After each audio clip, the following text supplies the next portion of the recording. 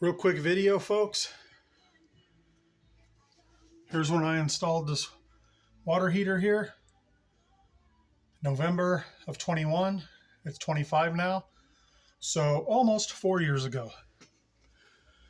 What I'm doing is I'm flushing it, and I'm removing the sacrificial anode rod.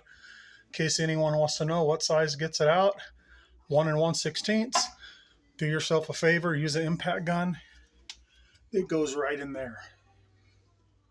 Let me show you what that looks like. All right, folks, you can see all this. This is all the calcium, mineral deposits, and all kinds of hard water crap that was at the bottom of my water heater. Here's the old sacrificial anode rod. It's 4 years old. You can see what shape it's in. So I could probably get away with another year, but why not just put a new one in? The new one, I got this sausage style because I didn't know if I could fit a full-length one in there, but now I know I can in the future because this one came out no trouble. When I put this in, I'm going to put a little bit of anti-seize on the threads, what will come out in the future. Also, I'm going to cycle the water on and off several times to get more of this out. And what I do, a little trick, I take my air compressor and I backfeed air through the hose back into the water heater when it has, about 1/8 or 1/4 water in there, and it bubbles up and it agitates all the stuff, so it'll get all this out of there. So I'm going to do that several times. I'm going to go install this right now. Now, just in case you don't know, this is a sacrificial anode rod. It is made to be replaced every, I'm going to say like 3 to 4 years, depending on your hard water, maybe 3 to 5 years. I'd say every 3 years, get in there and check it. You can get them on Amazon. They're not too bad. I think they're like $30 or something, give or take. Now, the way this is supposed to work is your hard water, calcium, all the stuff in the water is supposed to attack this and not attack your still tank in there. So that's the purpose of this. So in theory, if you change this out, let's say you get 4 years out of yours, right? If you change it every 4 years, you can potentially make one of these water heaters last, for 20, 25 years. It's possible, maybe even longer. If you don't change this out, you just might get the 6 years out of it, 7 years, who knows? $30, change it out. It's well worth it. Now, folks, I don't know what a plumber would use on here. I'm going to use automotive anti-seize just a little bit because I want it to come back out. That's what I did when I first bought this. I pulled the one you saw out and I applied some anti-seize to it, and it came right out with that impact on number 2. So I'm going to put it back in there. All right, folks, I did have to use the intake to pull it out. Because otherwise I couldn't do it myself. It was so tight in there, I'd have to get a strap and have someone else hold the tank. But to put it back in, I'm just going to use a 1/2-inch bar and, do it by hand. I don't want to strip anything or over tighten it. All right, folks, so I feel like I got it in there nice and tight by hand. When I fill the tank back up, I'll just keep an eye on that, make sure it doesn't leak. I'm going to go ahead and fill the tank a little bit right now. And while I do that, I'm going to pump some air through it, like I said, agitate it, flush it a few more times. Here's another thing I do right when I buy my water heaters.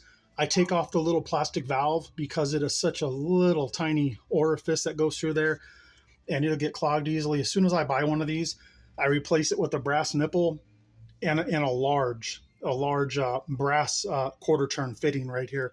And then I just put a hose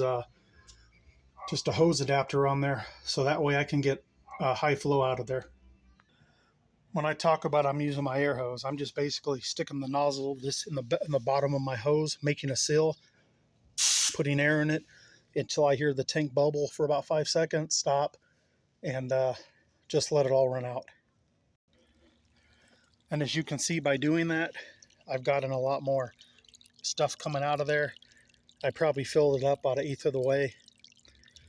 I'm going to let it flush back out. I'm going to fill it up not fill it up. I'm going to do a burst, maybe 6 or 7 bursts until I see everything run clear. Then I'll fill it back up, and it should be good for until next year when I flush it again. It's running a lot clearer than it did before. You can see some of this stuff's pretty decent size right there.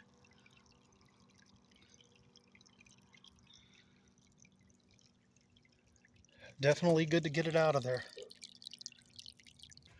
Now, folks, you can do it however you want. I just open up the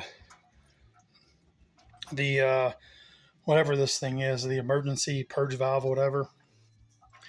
I know some folks will say that'll leak if you open it. Just work it back and forth. It'll seal up. You can also come up here and you can undo the fittings at the top of the tank. I don't want to mess with it. It looks like it was leaking at some point. It sealed up. I don't want to monkey with it. But you can do it up there, or you can go inside and open up a faucet. I just leave everything closed inside, leave everything intact. Open this. That's how I do it. That way it lets air in, so there's not a vacuum. And to flush it, you can just find out where your valve is.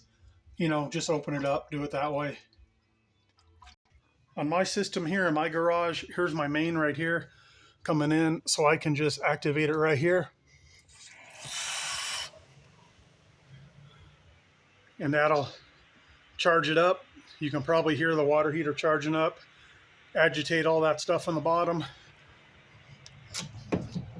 Let it drain out. Do that a few times. And I'll just keep coming out here and watching it. It looks like it kicked some more stuff out. Yeah, it's kicking a little bit more out. Yeah, you can probably see it coming out. So every time you agitate it, more and more stuff's going to come out. So I'll just keep doing that till it runs out totally clear. Like I say, after that, I'll just close everything up, just connect my hose, fill it back up, and turn the burner back on, and it'll be good to go. All right, folks, hope this helps someone. Y'all take care out there. Leave me a comment.